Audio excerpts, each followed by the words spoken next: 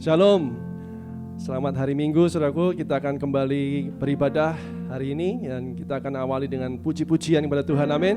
Masuk gerbang Tuhan dan ucapan syukur dengan sukacita. Berikan tepuk tangan bagi Tuhan kita, haleluya.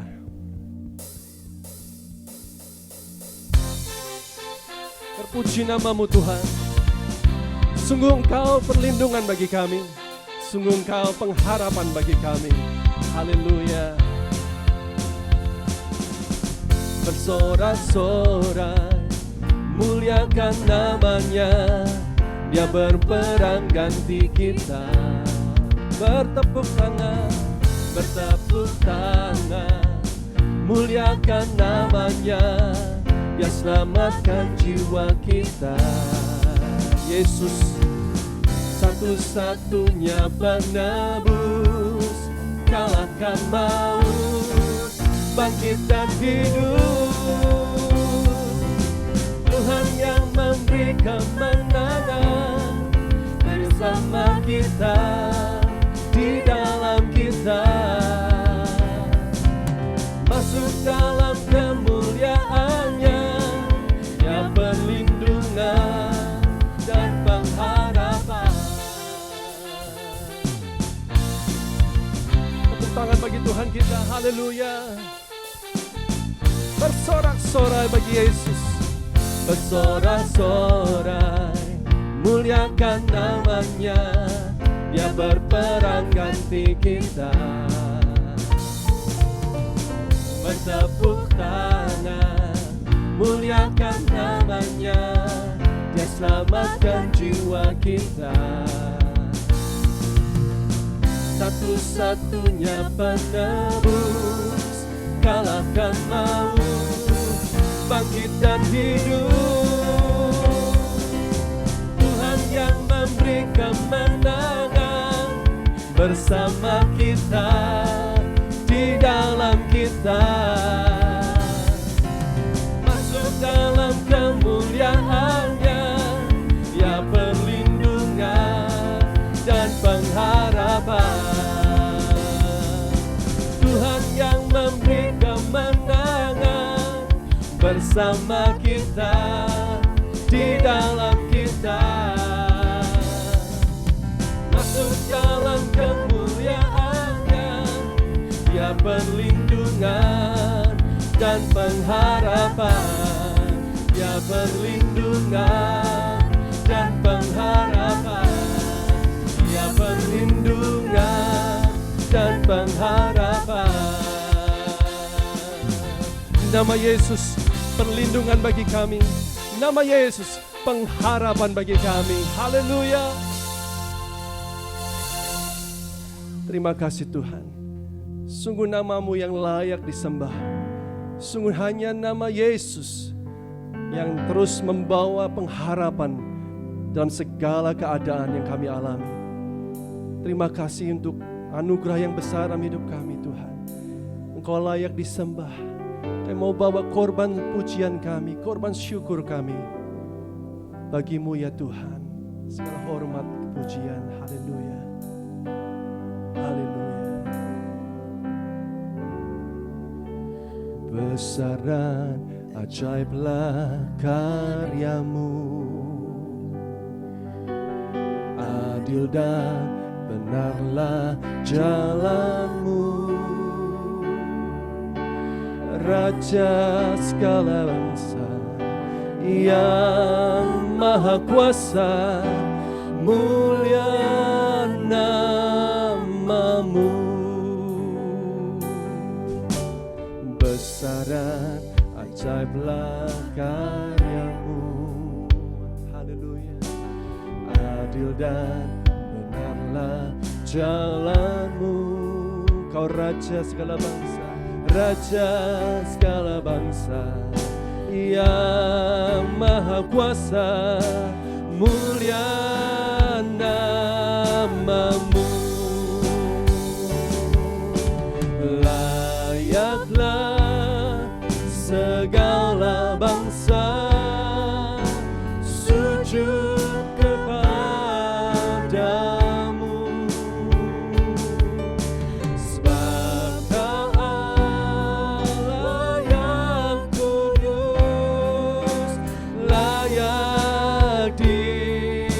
sembah, layaklah segala bangsa sujud kepadamu,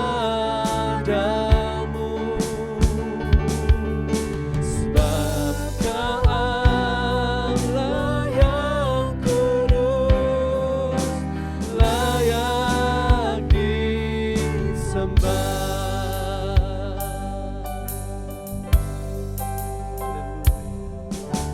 Besar dan ajaiblah karyamu, adil dan benarlah jalanmu. Kau Raja, Raja, Kau Maha Kuasa, namamu mulia ya Tuhan.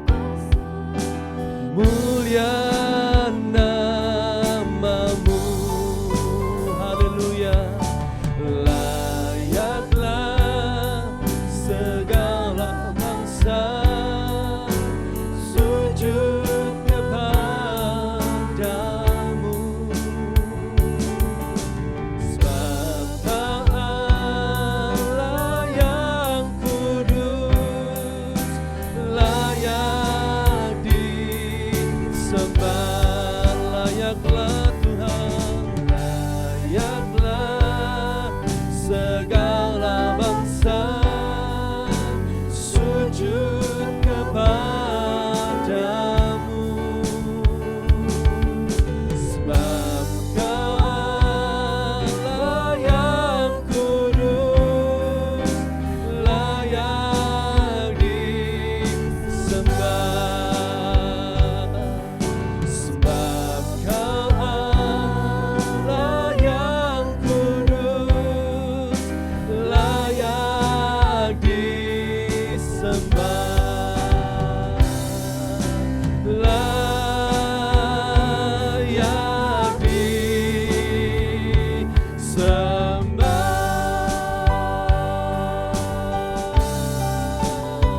Segala hormat pujian sampai selama-lamanya sungguh hanya nama Yesus. Setiap lidah akan mengaku, setiap lutut akan bertelut, Yesus Kristus Tuhan, Raja segala raja, Juru selamat dunia. Layaklah Kau ya Tuhan, haleluya.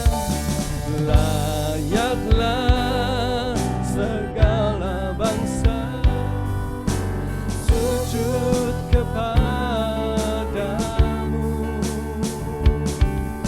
sebab Kau Allah yang kudus, layak disembah.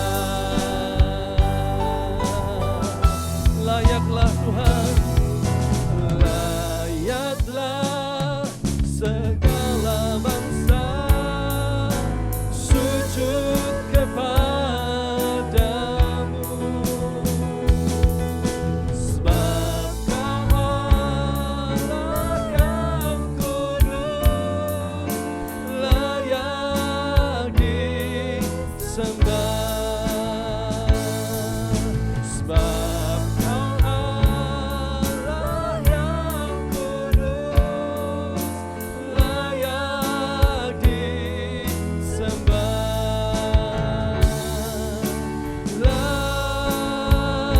Layak disembah.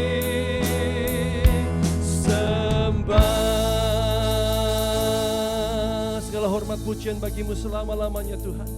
Haleluya. Shalom, God is good, saudara, all the time. Kita sudah 8 minggu, termasuk minggu ini kita beribadah online, ya.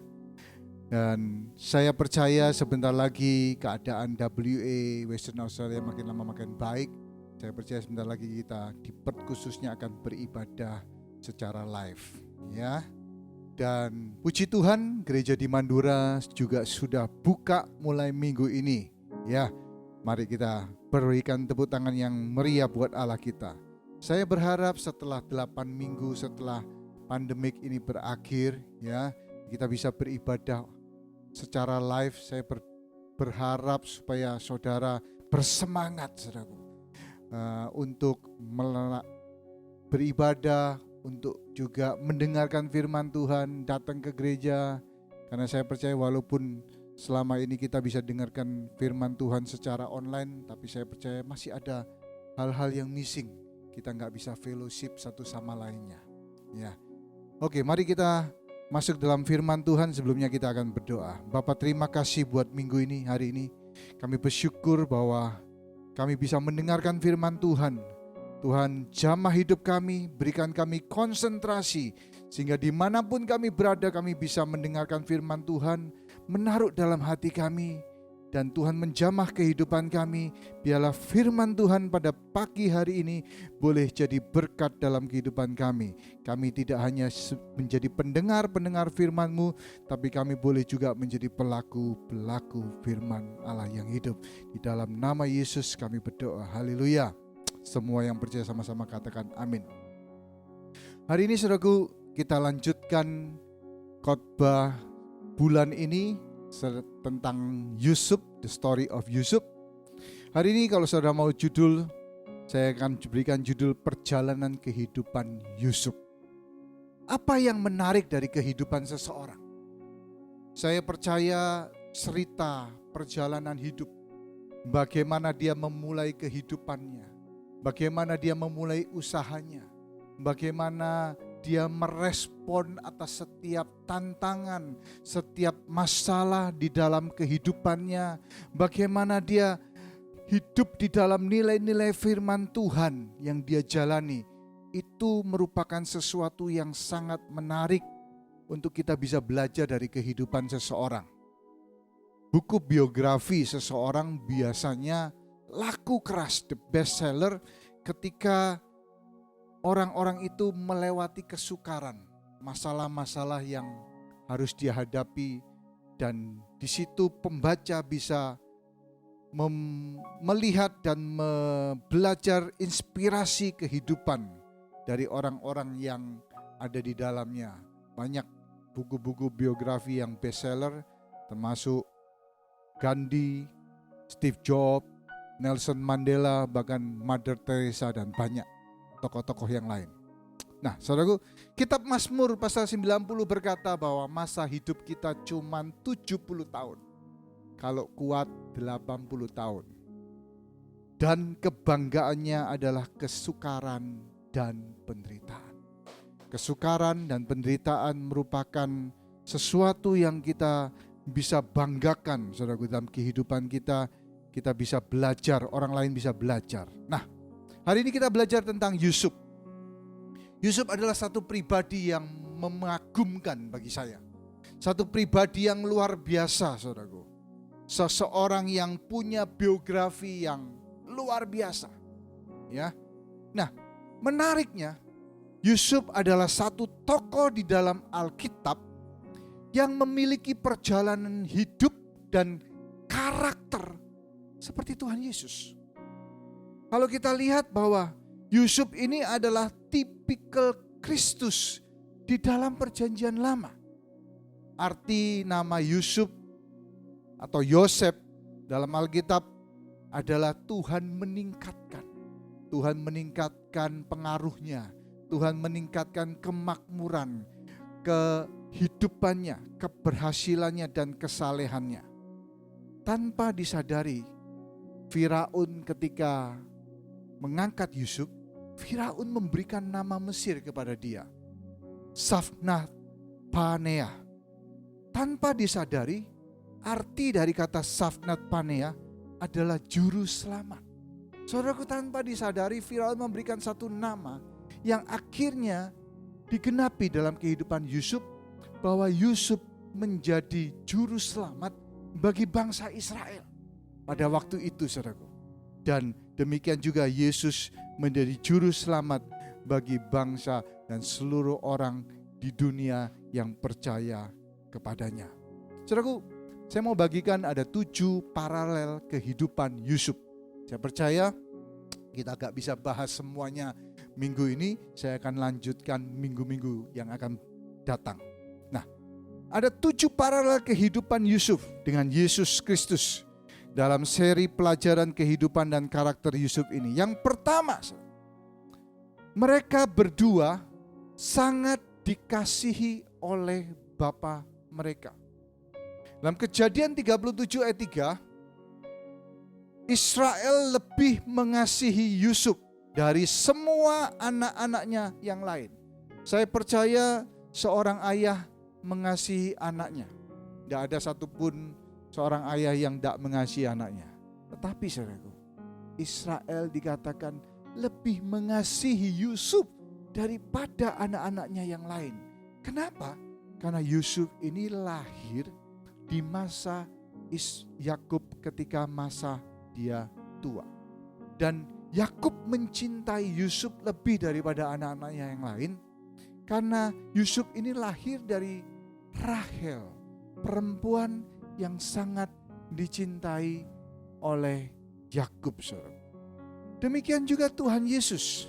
Ketika Yesus dibaptis oleh Yohanes Pembaptis, dalam Matius 3 ayat 17, terdengarlah satu suara dari surga.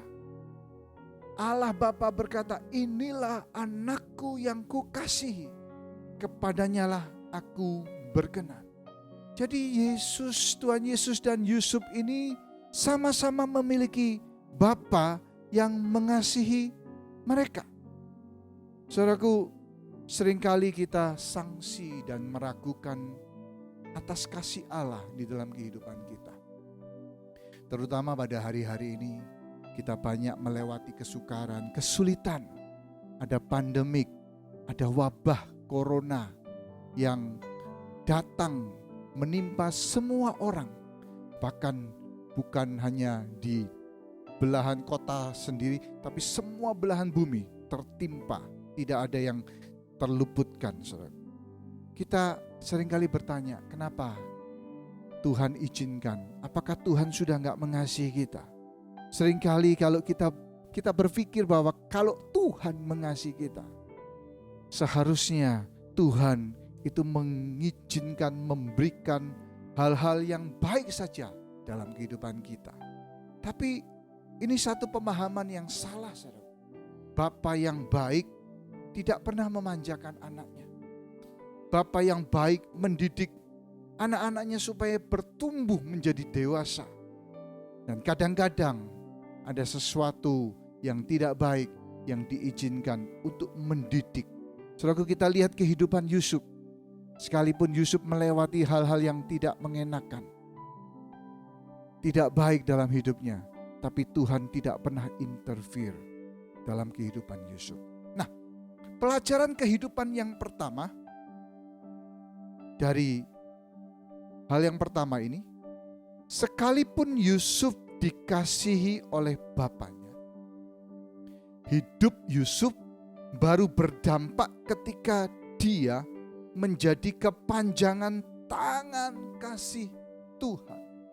Saudaraku, walaupun Yusuf dikasihi, tapi hidupnya gak berdampak.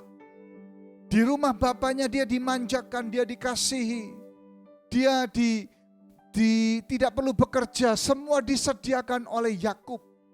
Dia bahkan dikasihi lebih daripada saudara-saudaranya. Yakub mencintai Yusuf lebih daripada saudara-saudaranya. Tapi hidup Yusuf gak berdampak ketika dia dicintai oleh bapaknya.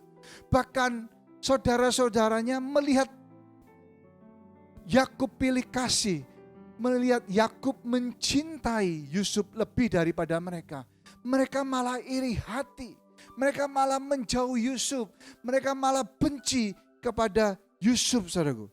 Saudaraku, sebuah keluarga yang sangat menarik di mana seorang tua Yakub mencintai, ada favoritisme, ada pilih kasih dalam kehidupan keluarga itu. Yusuf malah dibenci oleh saudara-saudaranya. Mereka malah iri hati, kemudian akhirnya saudara-saudaranya mau membunuh Yusuf. Dan akhirnya menjual Yusuf kepada pedagang Ismail seharga 20 perak, saudaraku. Saudaraku, Yusuf diberi oleh bapaknya satu jubah. Jubah yang sangat mahal, jubah yang sangat indah. Jubah warna-warni. Itu bicara tentang favor mungkin. Satu privilege, satu yang membuat orang jadi kagum. Saudaraku, dan seringkali itu yang terjadi. Orang hanya sebatas kagum. Orang hanya sebatas kagum atas favor Tuhan yang Tuhan berikan dalam kehidupan kita. Tetapi kehidupan Yusuf tidak pernah menyentuh orang lain. Yusuf dibenci oleh saudara-saudaranya. Bahkan ketika Yakub menyuruh Yusuf untuk pergi mencari saudara-saudaranya, dia dari jauh, kata saudara-saudaranya, melihat Yusuf. Ketika di Dotan dari jauh. Kenapa dari jauh mereka bisa melihat Yusuf? Karena jubahnya. Saudara, perhatikan, jubah yang dibanggakan oleh Yusuf, jubah yang mahal yang diberikan oleh bapaknya kepada Yusuf, itu menjadi alat pemicu pertengkaran, membuat mereka iri dan akhirnya mereka menangkap Yusuf, kemudian mengikat talinya, membuka jubahnya, saudaraku, dan mereka mau membunuh Yusuf. Saudaraku, ketika Yusuf dikasihi bapaknya, hidupnya enggak berdampak. Tapi Yusuf baru berdampak setelah Yusuf hidup di dalam kasih. Yang terpenting dalam hidup ini, bagaimana kita mengalami kasih Allah dan kita menyalurkan kasih Allah itu dalam kehidupan kita. Pada akhirnya kehidupan Yusuf berdampak. Ketika Yusuf menjadi tangan kasih Allah, ketika paceklik datang, ketika dunia daerah Kanaan kelaparan, mereka kekurangan makan, Yusuf mengundang dan membawa saudara-saudaranya, orang-orang yang menjual dia, bapaknya dibawa ke Mesir dan ditempatkan di tanah Goshen. Saudaraku, akhirnya kehidupan Yusuf berdampak ketika dia menjadi tangan kasih Allah. Alkitab katakan, bukankah lebih berbahagia memberi daripada menerima? Saudaraku, kita enggak cuma menerima kasih Allah dalam kehidupan kita, tapi biarlah hidup kita juga bisa membagikan kasih Tuhan di dalam kehidupan kita. Garam itu memang asin, tapi sekalipun garam itu asin, garam tidak berdampak apa-apa kalau cuma ditaruh di toples. Garam baru berdampak ketika dia diambil keluar dari toples itu dan disebarkan ke dalam makanan. Baru ada rasanya, baru ada dampaknya. Saudaraku, seringkali kita bangga menjadi anak Tuhan. Kita bangga kita dipilih, kita dikasihi oleh Bapa. Tapi apakah hidup kita berdampak? Apakah kasih Tuhan dalam kehidupan kita itu berdampak buat orang lain di sekitar kita? Seringkali orientasi kita hanya kepada hubungan vertikal, tapi kita seringkali mengabaikan hubungan horizontal, hubungan kasih dengan orang lain. Kehidupan kita itu enggak berdampak. Saudaraku, Tuhan Yesus pernah bicara tentang perumpamaan orang Samaria. Kita bisa melihat tokoh-tokoh yang utama muncul adalah tokoh-tokoh agamawi, tokoh-tokoh religius, tokoh-tokoh yang punya status, punya jabatan di dalam sebuah gereja. Tapi di situ Tuhan memberikan satu perbandingan bahwa ternyata kehidupan mereka itu enggak berdampak.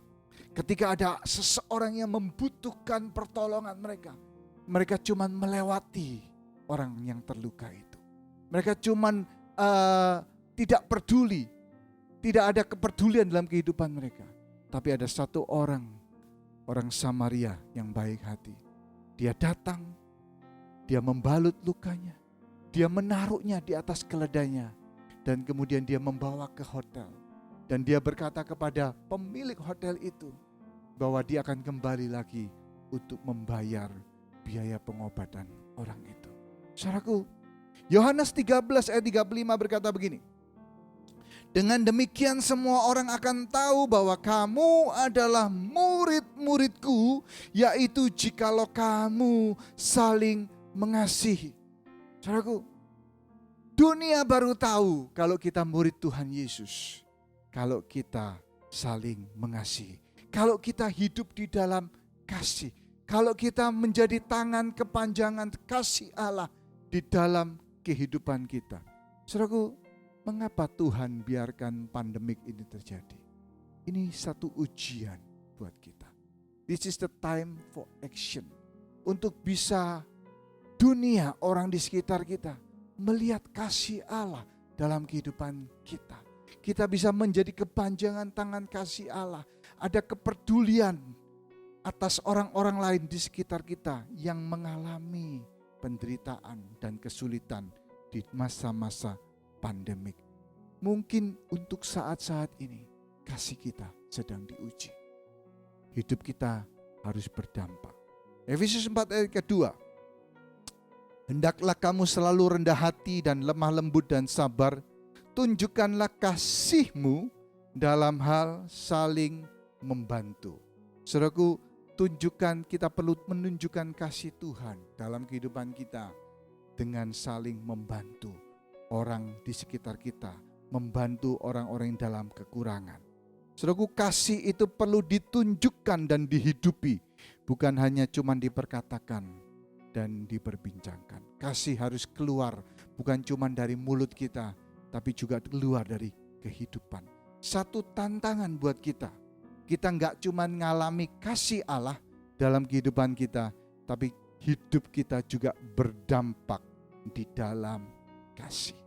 Itu pelajaran yang pertama. Pelajaran yang kedua, saudaraku, paralel yang kedua yang kita bisa lihat dari kehidupan Yesus, Tuhan Yesus dan Yusuf adalah mereka berdua sama-sama dijual untuk harga seorang budak. Saudaraku, Yusuf dijual 20 sikal perak kepada orang Ismail. Tuhan Yesus pun oleh Yudas 2 hari sebelum Yesus disalibkan. Yudas pergi kepada imam-imam kepala dan akhirnya Yudas menjual 30 keping perak untuk kehidupan nyawa daripada Tuhan Yesus, untuk diserahkan kepada mereka. Saudaraku, 20 sikal perak adalah harga untuk seorang budak pada zaman Yusuf. Sekitar 1759 tahun kemudian, sebelum Kristus dikhianati, 30 sikal perak itulah harga daripada seorang budak. Tuhan Yesus dan Yusuf sama-sama dijual sebagai budak. Yusuf dijual oleh kakak-kakaknya. Tuhan Yesus dijual oleh Yudas, muridnya sendiri. Apa pelajaran kedua yang kita boleh belajar hari ini? Sekalipun Yusuf dijual sebagai budak, tetapi Yusuf tidak memiliki mental budak. Yusuf dijual sebagai budak. Yusuf memiliki status sebagai budak. Dia harus bekerja sebagai budak. Setiap pagi dia harus melakukan tanggung jawabnya. Saudaraku, pagi dia bangun, dia melakukan sesuatu sebagai budak. Kadang-kadang budak itu tidak perlu di-appreciate, enggak dihargai, saudaraku.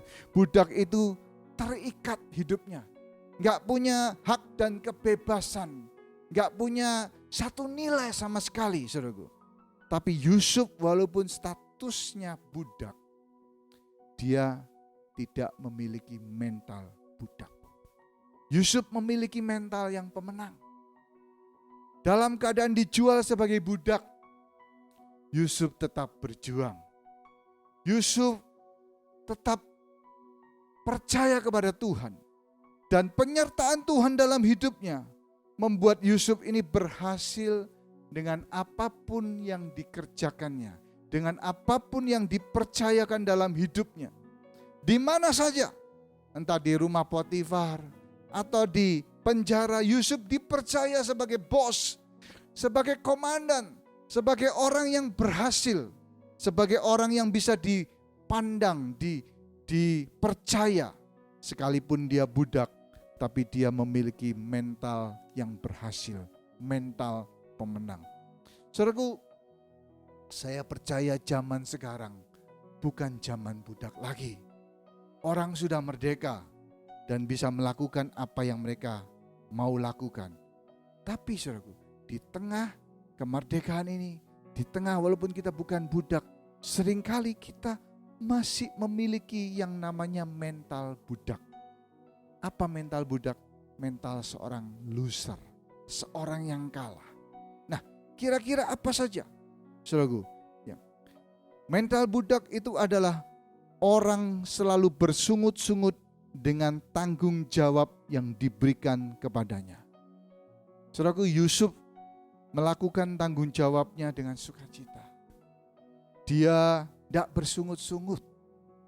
Di rumah Potifar, saya percaya Yusuf harus belajar. Karena di rumah bapaknya, di rumah Yakub, dia dimanja. Dia nggak pernah lakukan apa-apa. Tapi di rumah Potifar sebagai budak, dia harus belajar. Dia harus melatih. Dia harus jadi lebih terampil, saudaraku. Ada tanggung jawab yang dipercayakan, yang harus dia lakukan. Tapi Yusuf tidak bersungut-sungut.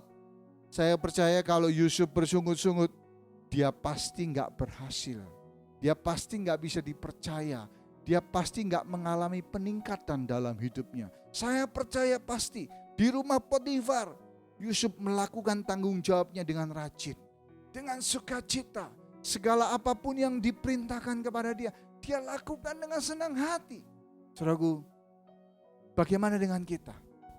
Kita tentunya punya tanggung jawab. Ketika kita bekerja, kita punya tanggung jawab. Kadang-kadang kita ditegur ketika kita tidak melakukan tanggung jawab kita, atau apapun yang ditugaskan kepada kita.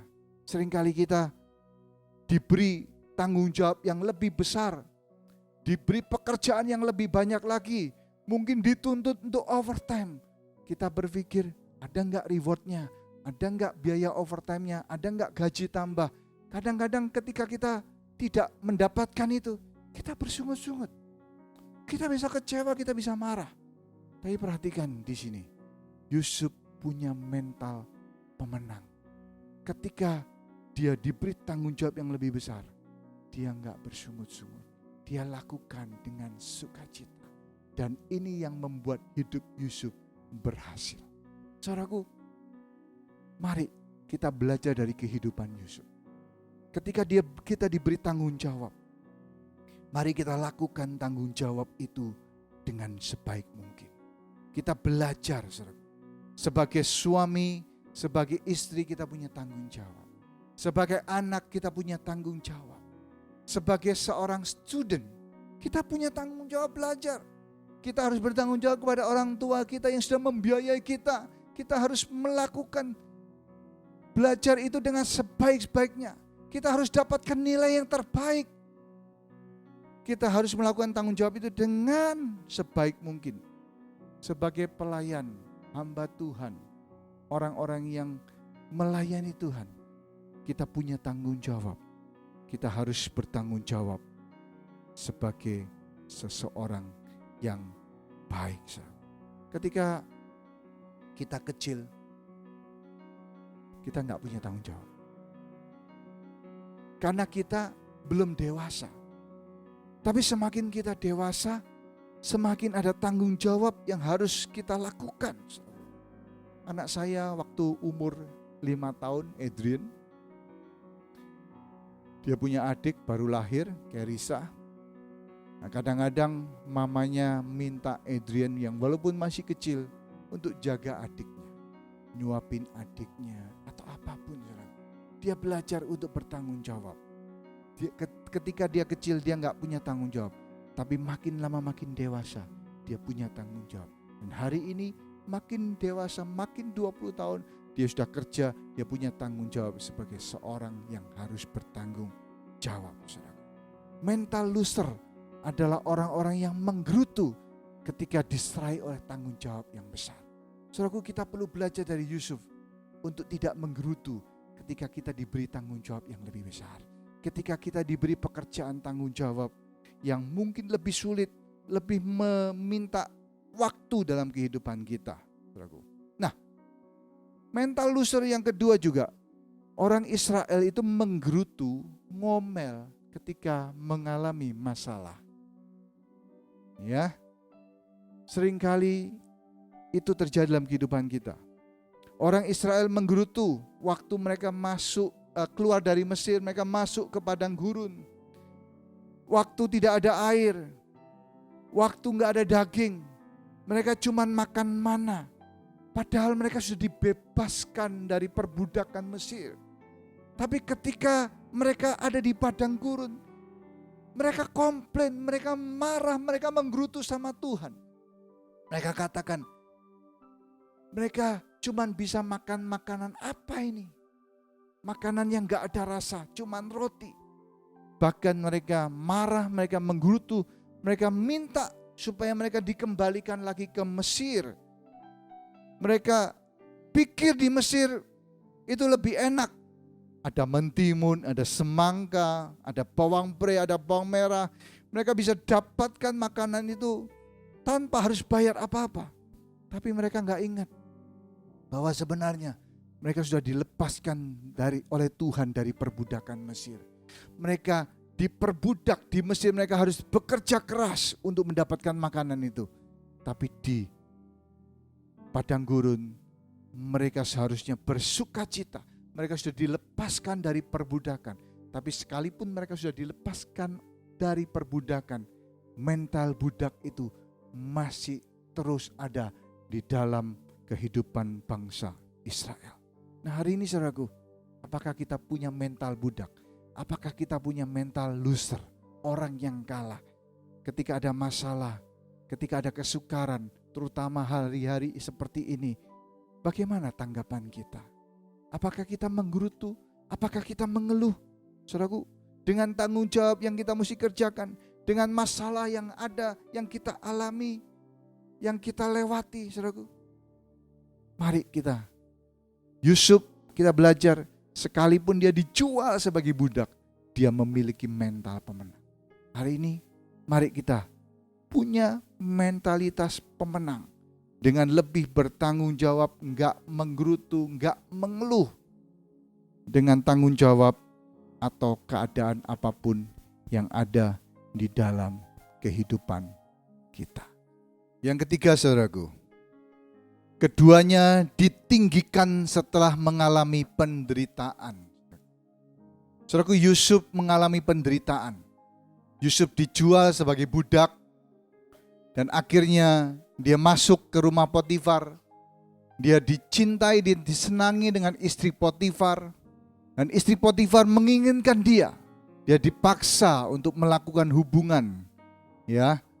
Dan akhirnya Yusuf harus difitnah ketika dia hidup dalam integritas, hidup dalam kebenaran. Dan akhirnya Yusuf harus masuk penjara.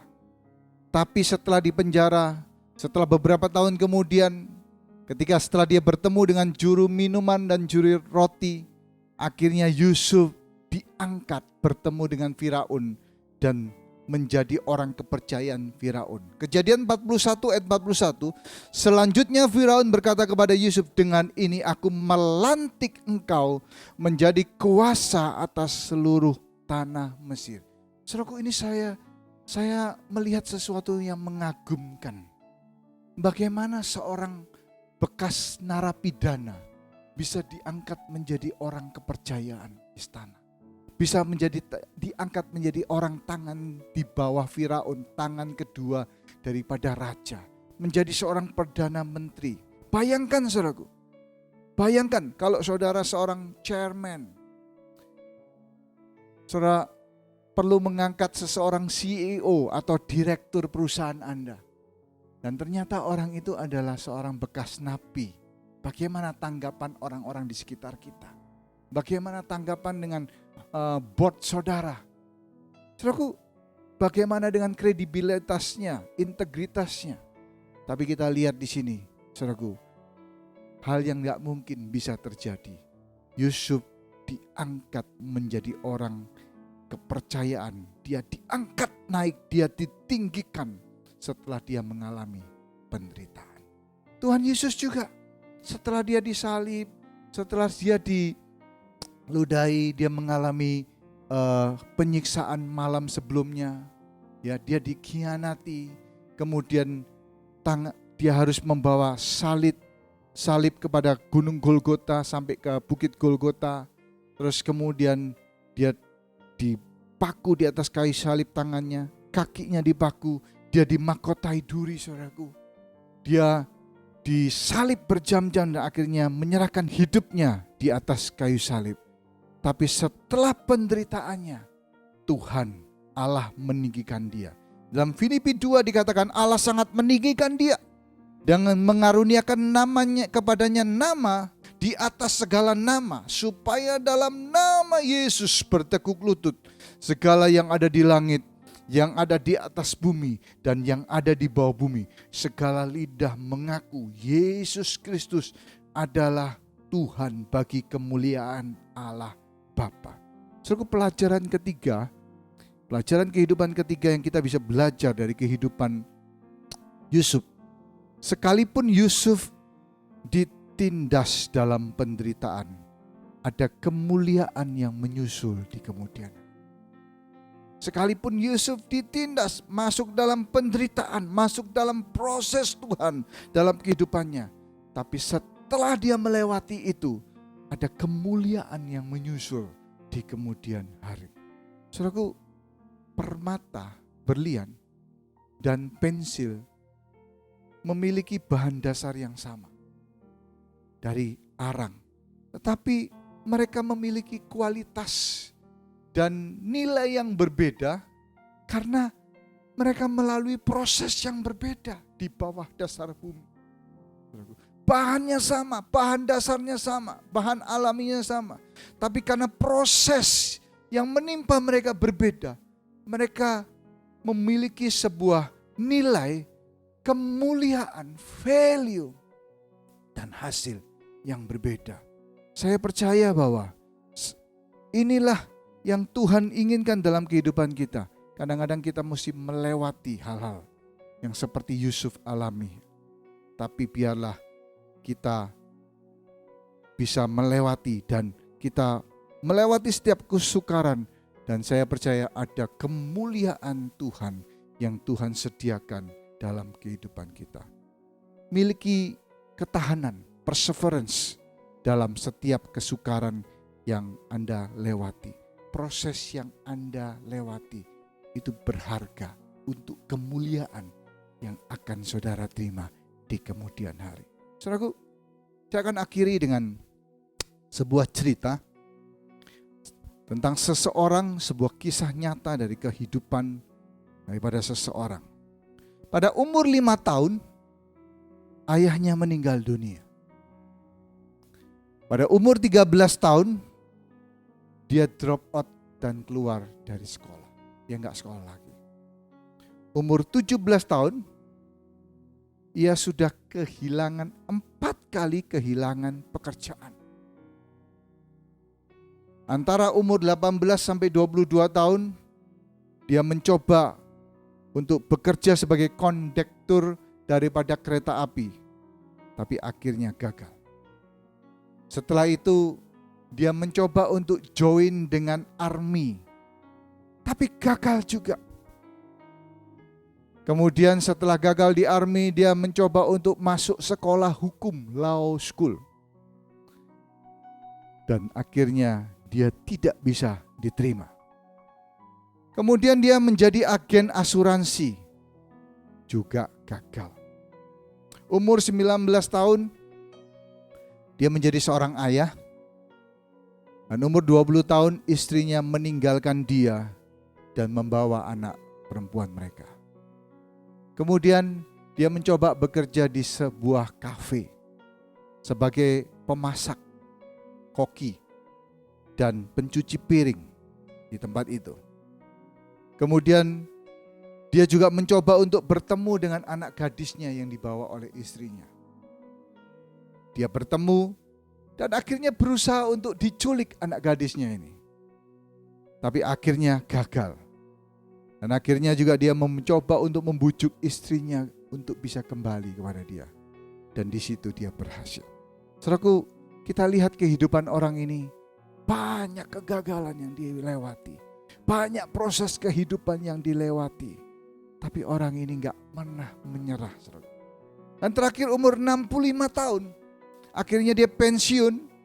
Dia hanya menerima uang pensiun dengan cek sebesar 105 US dollar. Jumlah yang kecil di masa itu juga. Dia khawatir, dia putus asa. Bagaimana dia bisa bertahan dengan uang segitu di masa pensiunnya?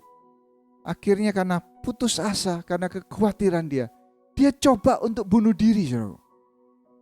Dia duduk di sebuah pohon. Dia mau menulis pesan-pesan terakhir yang ditujukan kepada istri dan anak. Tapi ketika dia mau menulis pesan-pesan terakhir, ternyata dia menulis hal-hal yang mau dia raih dalam hidupnya. Hal-hal yang belum dia accomplish, belum dia penuhi, belum dia laksanakan. Ketika dia flashback, dia lihat hidupnya. Ternyata dia teringat ada hal-hal yang masih belum dia kerjakan, yang dia pingin kerjakan. Instead of dia menulis pesan terakhir hidupnya, dia mulai menulis kira-kira apa yang dia mau tempuh, dia mau raih dalam hidupnya setelah itu. Dan akhirnya saudaraku, dia teringat bahwa ternyata dia memiliki satu potensi, satu talenta yang lebih daripada orang lain, yaitu memasak. Dia suka memasak, dia pintar memasak. Dan akhirnya dia berdiri, dia tinggalkan pohon itu. Akhirnya dia, karena gak ada uang, dia pinjem uang 87 dolar, dia beli daging ayam. Dan akhirnya dengan ramuan-ramuan sendiri, dia coba beberapa kali untuk mencoba menggoreng ayam, saudaraku, yang crispy, saudaraku. Dia coba beberapa kali, walaupun beberapa kali gagal, tapi akhirnya dia menemukan satu resep sendiri yang ternyata ketika dia coba jual, dia dari door to door dia coba jual di kotanya di Kentucky, USA, saudaraku.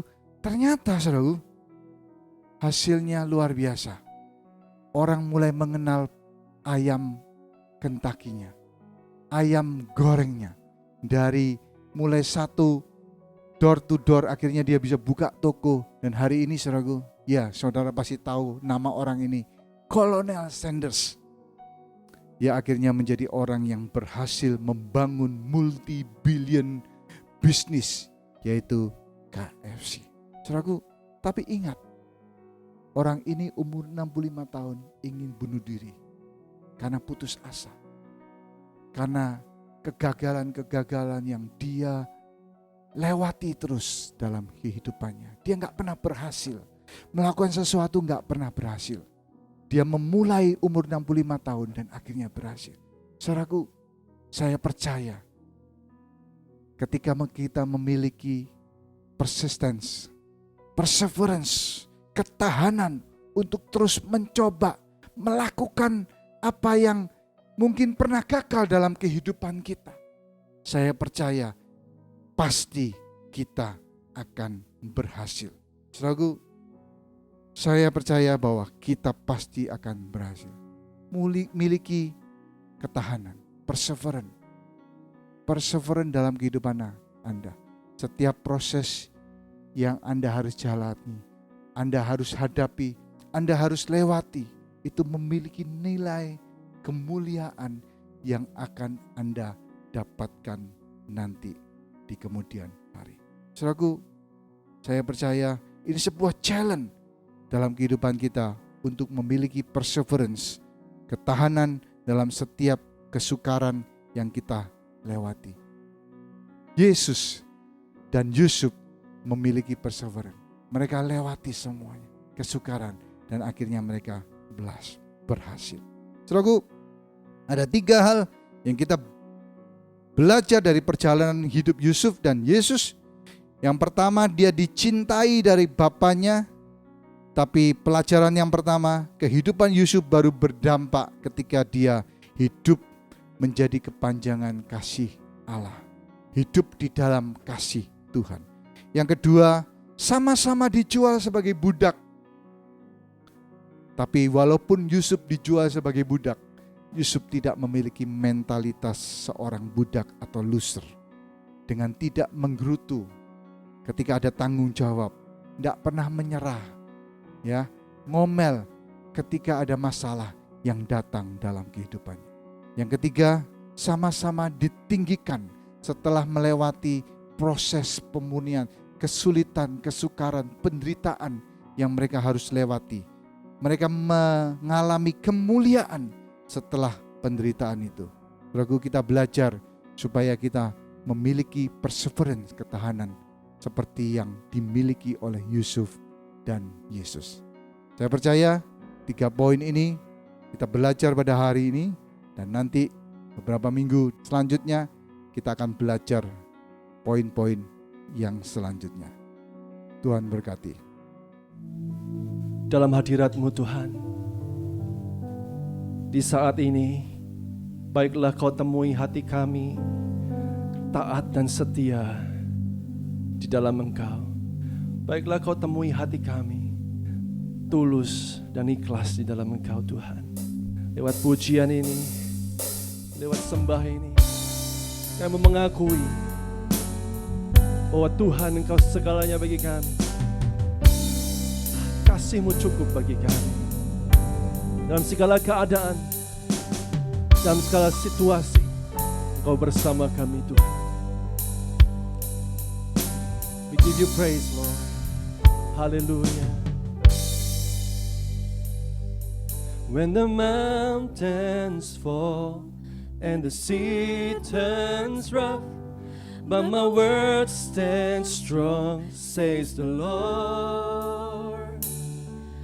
When the world gets tough, feel a broken heart, but my love won't fail, says the Lord. Your love, God, your love is powerful. Knees shall bow, your love is mighty.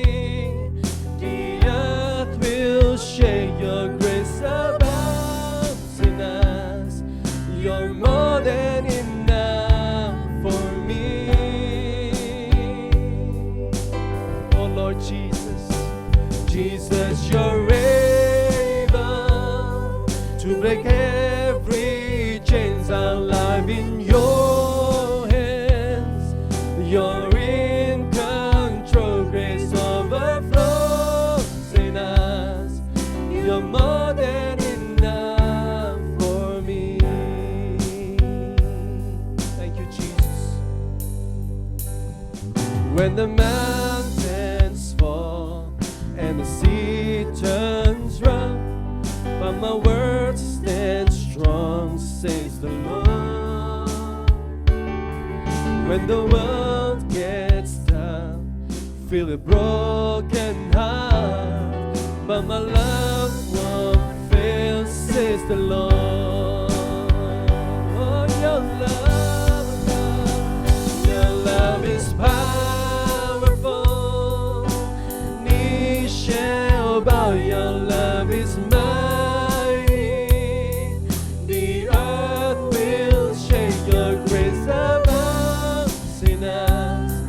You're more than enough for me.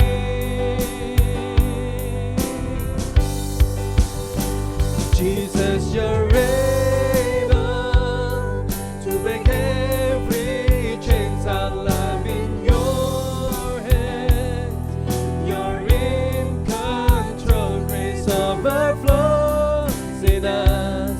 You're more than enough for me.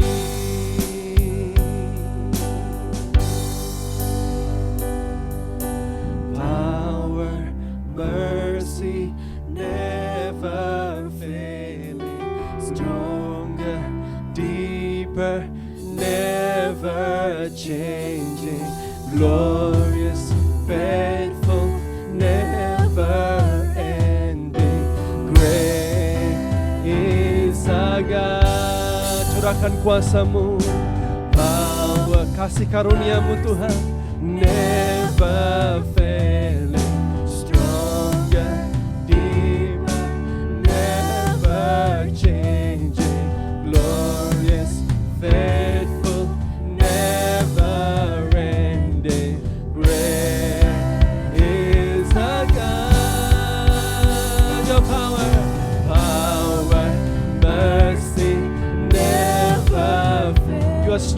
stronger and deeper, never changing, glorious, faithful, never ending, great is our God. Your love, oh God, your love is powerful, knee shall bow, your love is mighty, the earth will shake, your grace abounds in us, you're more than enough for me.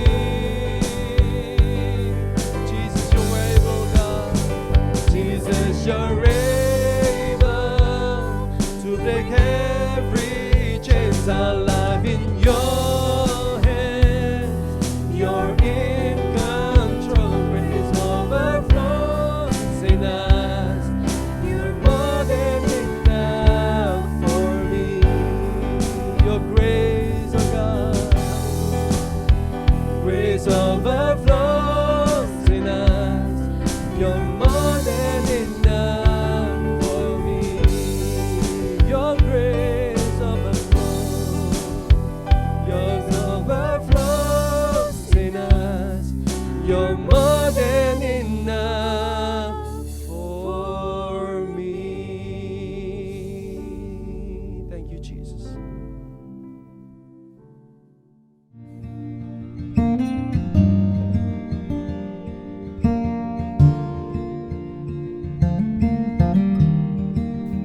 Puji Tuhan, saya percaya kita semua sudah menerima berkat Tuhan yang sudah disampaikan oleh hambanya Bapak Pendeta Peter melalui firman Tuhan tentang perjalanan kehidupan Yusuf. Tentu kita akan banyak belajar daripada perjalanan Yusuf yang selalu disertai Tuhan, dan itulah yang kita pelajari dan kita terapkan dalam kehidupan kita sehingga kehidupan kita pun mengalami keberhasilan seperti apa yang dialami oleh Yusuf. Puji Tuhan. Dan kami umumkan untuk jemaat yang dikasih Tuhan yang ingin menyampaikan persembahan kasih, persembahan persepuluhan dan persembahan khusus lainnya, bisa mentransferkan ke rekening yang ada pada warta jemaat. Dan kita ucapkan syukur, puji Tuhan, ibadah di Mandura sudah bisa dimulai seperti biasanya. Kita sudah live. Kita juga berharap Perth akan segera menyusul. Kita doakan biar semua waktu Tuhan yang terindah buat kita bisa segera berkumpul, ya. Dan kami juga umumkan untuk Selasa juga sudah kembali I Care Fellowship. Selasa sudah kembali live dan tempat akan diumumkan. Begitu juga dengan Youth Care tanggal Rabu tanggal 27 Mei dan I Care Family tanggal 29 Mei hari Jumat jam 7 malam. Itu juga akan dilakukan langsung, yaitu di rumah jemaat yang ada. Namun untuk informasi berikutnya akan kami umumkan lewat grup WhatsApp yang ada. Terima kasih buat semua perhatian daripada jemaat. Dan mari saya ajak kita masuk dalam doa. Kita bersyukur kepada Tuhan atas berkat firman yang sudah kita terima hari ini. Terima kasih Bapa atas semua firman yang sudah Engkau taburkan dalam hati kami, dan biarlah firman-Mu yang hidup itu hidup dalam diri kami masing-masing, sehingga kehidupan kami Tuhan sungguh mendapatkan perkenanan di hadapan-Mu, dan biarlah kami boleh belajar dari pengalaman Yusuf, teladan Yusuf dan Kristus bagi kehidupan kami bersama dengan Engkau. Dan kami percaya di dalam Tuhan, bersama Tuhan kami akan mengalami kemenangan, keberhasilan yang Tuhan sediakan bagi kami. Bahkan Tuhan, kami berdoa biarlah Tuhan semua keadaan yang ada saat ini di dunia ini, khususnya kami berdoa untuk Perth dan sekitarnya. Terima kasih Tuhan atas semua pemulihan yang sudah terjadi, dan biarlah kami akan melihat lebih heran lagi pekerjaan Tuhan untuk dunia ini. Kami pun berdoa untuk Indonesia, dan biarlah segera Tuhan gereja-gereja-Mu boleh berkumpul kembali mengadakan ibadah secara langsung, dan kami percaya Tuhan yang mengatasi segalanya. Terima kasih Bapa, dan saat ini saudara-saudari yang dikasihi Tuhan, mari saya ajak kita bukalah hati, angkatlah kedua tangan kita, biarlah tangan Tuhan yang penuh kuasa ditumpangkan untuk kita semua, dan kita akan menerima kelimpahan kasih, kuasa dan berkat dari sorgawi untuk kehidupan kita. Di dalam kuasa nama Tuhan Yesus, kita percaya bahwa kita akan menerima semuanya ini. Dicurahkan berkat yang datangnya dari Allah Bapa, di dalam kasih dan kemurahan Yesus Kristus, dan di dalam penyertaan Allah Roh Kudus yang setia menyertai kita mulai dari saat ini sampai kedatangan Yesus kali kedua untuk membawa kita, menjemput kita bersama dengan keluarga kembali ke dalam kerajaan surga yang kekal untuk berjumpa dengan Bapa yang mulia.